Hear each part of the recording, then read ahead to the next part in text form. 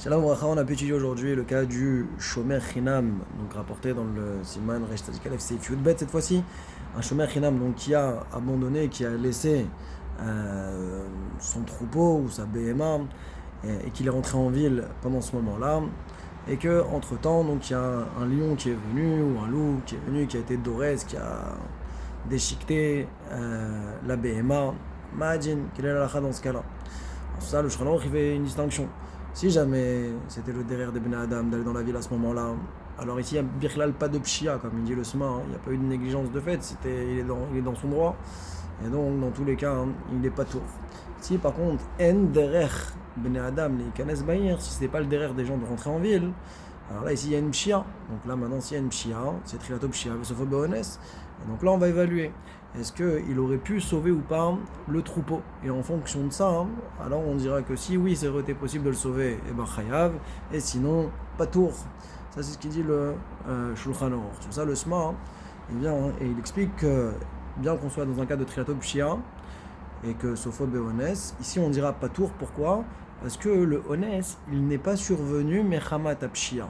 C'est pour ça qu'on dira hein, qu'on n'est pas tour, a priori donc comme Rava.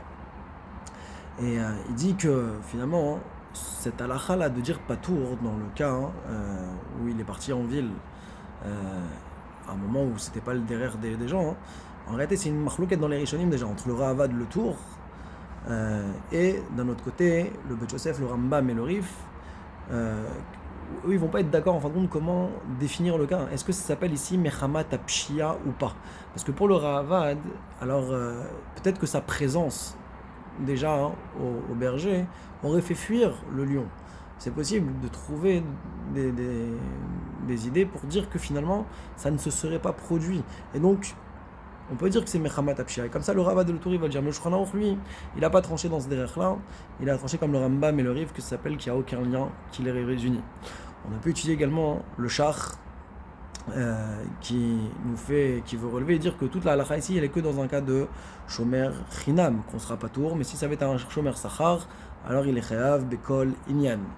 Maintenant, le char qui veut dire que, peut-être que pour le Shulchan, donc il faut dire que il y aurait une différence entre un shomer chinam ou un shomer sachar, ça c'est un premier point.